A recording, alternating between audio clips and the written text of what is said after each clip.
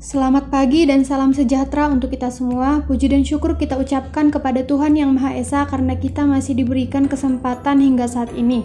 Kami dari kelompok 1 yang terdiri dari Rangga Hadiwijaya, Muhammad Akbar Sampurno, Nanda Aprodita Saragi, Anis Sonia Ginting, dan Tania Ananda Syafira akan mempresentasikan hasil kelompok kami yang berjudul Konsep dan Struktur Kepemimpinan dalam Masyarakat.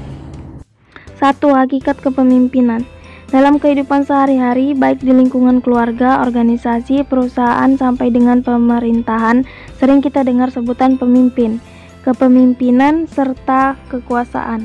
Ketiga kata tersebut memang memiliki hubungan yang berkaitan satu dengan lainnya. Beberapa ahli berpendapat tentang pemimpin, beberapa di antaranya. Yang pertama, menurut Drs. H. Melayu SP Hasibuan, pemimpin adalah seseorang dengan wewenang kepemimpinannya mengarahkan bawahannya untuk mengerjakan sebagian dari pekerjaan dalam mencapai tujuan. Yang kedua, menurut Robert Tannenbaum, pemimpin adalah mereka yang menggunakan wewenang formal untuk mengorganisasikan, mengarahkan, mengontrol para bawahannya yang bertanggung jawab, supaya semua bagian pekerjaan dikoordinasikan demi mencapai tujuan perusahaan. Yang ketiga, menurut Makobi, pemimpin pertama-tama harus seorang yang mampu menumbuhkan dan mengembangkan segala yang terbaik dalam diri para bawahannya.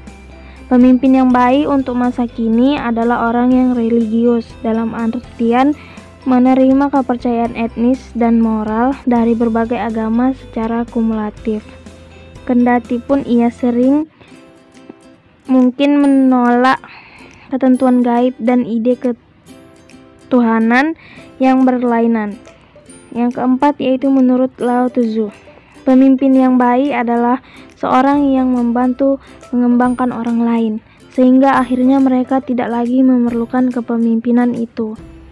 Kepemimpinan adalah kemampuan seorang mempengaruhi dan memotivasi orang lain untuk melakukan sesuatu tujuan bersama. Kepemimpinan meliputi proses mempengaruhi dalam menentukan tujuan organisasi, memotivasi perilaku pengikut untuk mencapai tujuan, mempengaruhi untuk memperbaiki kelompok dan budayanya. Sedangkan kekuasaan adalah kemampuan untuk mempengaruhi orang lain untuk mau melakukan yang diinginkan pihak lainnya. Gaya kepemimpinan dibagi menjadi 4. Yang pertama, directing. Gaya tepat apabila kita dihadapkan dengan tugas yang rumit dan staf kita belum memiliki pengalaman dan motivasi untuk mengerjakan tugas tersebut. Atau apabila Anda berada di bawah tekanan waktu penyelesaian, kita menjelaskan apa yang perlu dan apa yang harus dikerjakan. Dalam situasi demikian, biasanya terjadi over-communicating, yaitu penjelasan berlebihan yang dapat menimbulkan kebingungan dan pembuangan waktu. Dalam proses pengambilan keputusan, pemimpinan memberikan aturan-aturan dan proses yang detail pada bawahan. Pelaksanaan di lapangan harus menyesuaikan dengan detail yang sudah dikerjakan. Yang kedua, ada coaching. Pemimpin tidak hanya memberikan detail proses dan aturan kepada bawahan, tapi juga menjelaskan mengapa sebuah keputusan itu diambil, mendukung proses perkembangannya, dan juga menerima berbagai masukan dari bawahan. Gaya yang tepat apabila staf kita telah lebih termotivasi dan berpengalaman dalam menghadapi suatu tugas. Di sini kita perlu memberikan kesempatan kepada mereka untuk mengerti tentang tugasnya, dengan meluangkan waktu membangun hubungan dan komunikasi yang baik dengan mereka. Yang ketiga, ada supporting. Sebuah gaya di mana pemimpin memfasilitasi dan membantu upaya bawahannya dalam melakukan tugas. Dalam hal ini, pemimpin tidak memberikan arahan secara detail, tapi tanggung jawab dan proses pengambilan keputusan dibagi bersama dengan bawahan. Gaya ini akan berhasil apabila karyawan telah mengenal teknik-teknik yang dituntut dan telah mengembangkan hubungan yang lebih dekat dengan Anda. Yang terakhir, ada delegating. Sebuah gaya di mana seorang pemimpin mendelegasikan seluruh wewenang dan tanggung jawabnya kepada bawahan. Gaya delegating akan berjalan dengan baik apabila staf kita sepenuhnya telah paham dan efisien dalam pekerjaan, sehingga kita dapat melepas mereka menjalankan tugas atau pekerjaan itu atas kemampuan dan inisiatifnya sendiri. Kepemimpinan yang melayani. Merenungkan kembali arti makna kepemimpinan, yang sering diartikan kepemimpinan adalah jabatan formal yang menuntut untuk mendapat fasilitas dan pelayanan dari konstituen yang seharusnya dilayani. Meskipun banyak di antara pemimpin yang ketika dilantik mengatakan bahwa jabatan adalah sebuah amanah, namun dalam kenyataannya sedikit sekali atau bisa dikatakan hampir tidak ada pemimpin yang sungguh-sungguh menerapkan kepemimpinan dari hati, yaitu kepemimpinan yang melayani. Karakter kepemimpinan. Hati yang melayani. Kepemimpinan yang melayani dimulai dari dalam diri kita. Kepemimpinan menuntut suatu transformasi dari dalam hati dan perubahan karakter. Kepemimpinan yang melayani dimulai dari dalam dan kemudian bergerak keluar untuk melayani mereka yang dipimpinnya. Disinilah pentingnya karakter dan integritas seorang pemimpin untuk menjadi pemimpin yang diterima oleh rakyat yang dipimpinnya. Kembali kita saksikan betapa banyak pemimpin yang mengaku wakil rakyat ataupun pejabat publik justru tidak memiliki integritas sama sekali. Karena apa yang diucapkan dan dijanjikan ketika kampanye dalam pemilu tidak sama dengan apa yang dilakukan ketika sudah duduk nyaman di kursinya. Metode kepemimpinan. Kepala yang melayani. Seorang pemimpin tidak cukup hanya memiliki hati atau karakter semata, tapi juga harus memiliki serangkaian metode kepemimpinan agar dapat menjadi pemimpin yang efektif. Banyak sekali pemimpin yang memiliki kualitas hari aspek. Yang pertama yaitu karakter dan integritas seorang pemimpin. Ketika menjadi pimpinan formal, justru tidak efektif sama sekali karena tidak memiliki metode kepemimpinan yang baik. Contoh adalah para pemimpin yang diperlukan untuk mengelola mereka yang dipimpinnya. 3 hal penting dalam metode kepemimpinan yaitu yang pertama visi. Kepemimpinan yang efektif dimulai dengan visi yang jelas. Visi ini merupakan sebuah daya atau kekuatan untuk melakukan perubahan yang mendorong terjadinya proses ledakan kreativitas yang dahsyat melalui integrasi maupun sinergi berbagai keahlian dari orang-orang yang ada di dalam organisasi tersebut. Responsif. Seorang pemimpin yang efektif adalah seorang yang responsif. Artinya, dia selalu tanggap terhadap setiap persoalan, kebutuhan, harapan, dan impian dari mereka yang dipimpin. Selain itu, selalu aktif dan proaktif dalam mencari solusi dari setiap permasalahan ataupun tantangan yang dihadapi. Ketiga, pelatih atau pendamping. Seorang pemimpin yang efektif adalah seorang pelatih atau pendamping bagi orang yang dipimpinnya.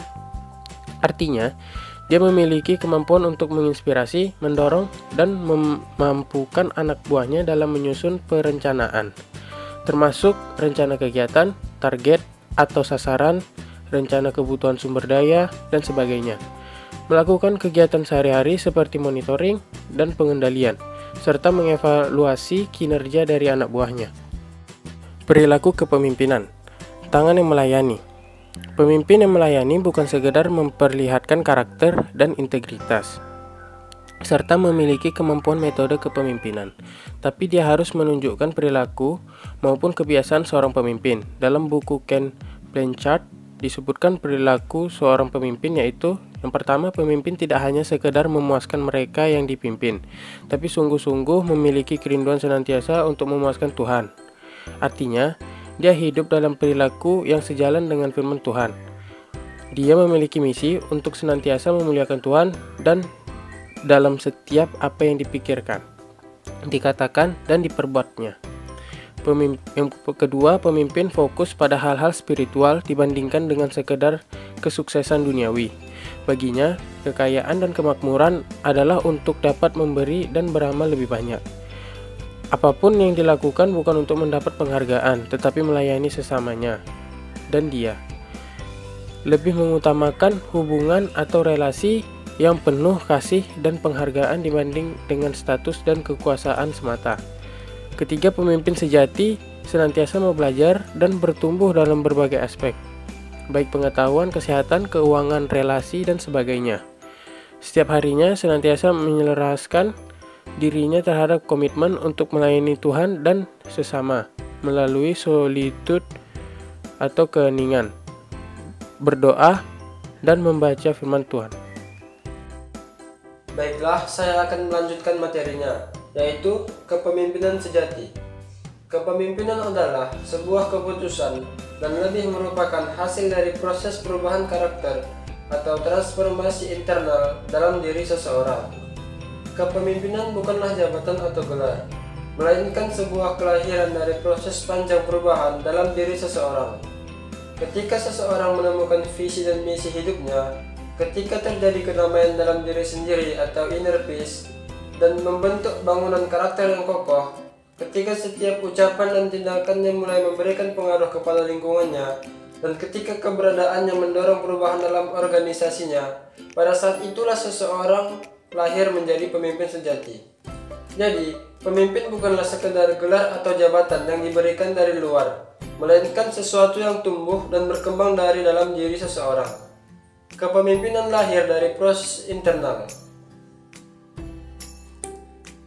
Kepemimpinan sesungguhnya tidak ditentukan oleh pangkat atau jabatan seseorang. Kepemimpinan adalah sesuatu yang muncul dari dalam diri dan merupakan buah dari keputusan seseorang untuk mau menjadi pemimpin, baik bagi dirinya sendiri, bagi keluarganya, bagi lingkungan pekerjaan, maupun bagi lingkungan sosial dan bahkan bagi negerinya. I don't think you have to be wearing stars on your shoulders or a title to be a leader. Anybody who wants to raise his hand can be a leader anytime. Dikatakan dengan lugas oleh General Ronald Fogelman, Jenderal Angkatan Udara Amerika Serikat, yang artinya adalah, saya tidak berpikir Anda menggunakan bintang di bahu Anda atau sebuah gelar pemimpin. Orang lain yang ingin mengangkat tangan dapat menjadi pemimpin di lain waktu. 4. Kepemimpinan dan kearifan lokal. Kearifan lokal yaitu spirit local genius, yang disepadankan maknanya dengan pengetahuan, kecerdikan, kepandaian, keberilmuan, dan kebijaksanaan dalam pengambilan keputusan dan berkenaan dengan penyelesaian masalah yang relatif pelik dan rumit. Dalam suatu lokal, tentunya selalu diharapkan kehidupan yang selaras, serasi, dan seimbang. Kehidupan yang penuh kedamaian dan sukacita, kehidupan yang dipimpin oleh pemimpin yang dihormati bawahannya. Kehidupan yang teratur dan terarah yang dipimpin oleh pemimpin yang mampu menciptakan suasana yang kondusif. Dalam kehidupan lokal, masyarakat pasti ada masalah dan setiap masalah yang muncul dapat ditanggulangi dengan kearifan lokal masyarakat setempat. Contohnya adalah masalah banjir yang dialami masyarakat di berbagai tempat, khususnya di Bali. Seringkali terjadi banjir di wilayah Kuta. Sebagai tempat tujuan wisata dunia, tentu hal ini sangat tidak menguntungkan. Masalah ini haruslah segera ditangani dalam hal pembuatan drainase dan infrastruktur lainnya. Diperlukan kematangan rencana agar pembangunan yang dilaksanakan tidak berdampak buruk. Terbukti penanggulangan yang cepat dengan membuat gorong-gorong bisa menurunkan debit air yang meluber ke jalan. Sebagai pemimpin lokal, pihak Camat Kuta 1 GD Wijaya sebelumnya telah melakukan sosialisasi terkait pembangunan gorong-gorong. Camat Kuta secara langsung dan tertulis telah menyampaikan hal tersebut kepada pengusaha serta pemilik bangunan dalam surat No 620/676 ke 07 tertanggal 27 Desember 2007. Studi kasus 4 kelurahan di Kecamatan Sewon mampu meraih prestasi yang patut dibanggakan. Salah satunya adalah Desa Panggung Harjo, pernah menjadi juara 1 tingkat daerah istimewa Yogyakarta pada lomba desa, kemudian lomba bina keluarga balita tingkat nasional tahun 2013 yang menyabet juara 1 tingkat nasional, dan menjadi 5 nominator penerima Eagle Award tahun 2014 untuk Kampung Dolana yang ada di Desa Panggung Harjo. Tak kalah dengan desa lainnya di Kecamatan Sewon yang mempunyai prestasi yang diraih, lembaga pemerintahan ini tak lepas dari sosok seorang pemimpin yang mana mempunyai karakteristik, perilaku, sifat, latar belakang, dan modal kepemimpinan yang berbeda-beda di setiap wilayah dengan perilaku individu seorang pemimpin itu sendiri yang berbeda-beda dalam proses pembentukan dan pengembangan individu yang diperoleh dalam menjabat menjadi seorang pemimpin. Selama ini masing-masing kelurahan yang dipimpinnya pada satu kecamatan, yaitu Kecamatan Sewon. Sesuai dengan latar belakang yang dikemukakan, secara garis besar diambil permasalahan yang akan dibahas sehingga lebih efektif dan efisien. Adapun batasan-batasannya yaitu yang pertama, objek penelitian ini difokuskan di 4 kelurahan Kecamatan Sewon. Yang kedua, objek penelitian adalah 4 kepala desa Kecamatan Sewon. Yang ketiga, penelitian difokuskan pada 5 sisi, yaitu karakteristik, perilaku, sifat, latar belakang, dan model kepemimpinan kepala desa Kecamatan Sewon. Adapun tujuan dalam melakukan penelitian adalah sebagai berikut. Yang pertama, untuk mengetahui proses pembentukan dan pengembangan individu yang diperoleh dalam menjabat menjadi seorang pemimpin di kelurahan yang dipimpin. Yang kedua, untuk mengetahui gaya kepemimpinan yang diterapkan sehingga menjadi pembeda oleh masing-masing kepala desa di Kecamatan Sewon. Nah, berdasarkan penjelasan tadi dapat disimpulkan bahwa kata pemimpin, kepemimpinan, serta kekuasaan memiliki keterkaitan yang tak dapat dipisahkan. Karena untuk menjadi pemimpin bukan hanya berdasarkan suka satu sama lainnya, tetapi banyak faktor. Dalam suatu lokal atau daerah tentunya selalu diharapkan kehidupan yang selaras, serasi, dan seimbang. Maka diperlukanlah seorang pemimpin yang bisa memimpin daerahnya. Kearifan lokal yaitu spirit lokal genius yang disepadankan maknanya dengan pengetahuan, kecerdikan, kepandaian, keberilmuan, dan kebijaksanaan dalam pengambilan keputusan, dan berkenaan dengan penyelesaian masalah yang relatif pelik dan rumit. Dalam kehidupan lokal masyarakat, pasti ada masalah dan setiap masalah yang muncul dapat ditanggulangi dengan kearifan lokal masyarakat setempat. Sekianlah hasil dari presentasi kami. Apabila ada kesalahan kami mohon maaf. Atas perhatiannya kami ucapkan terima kasih.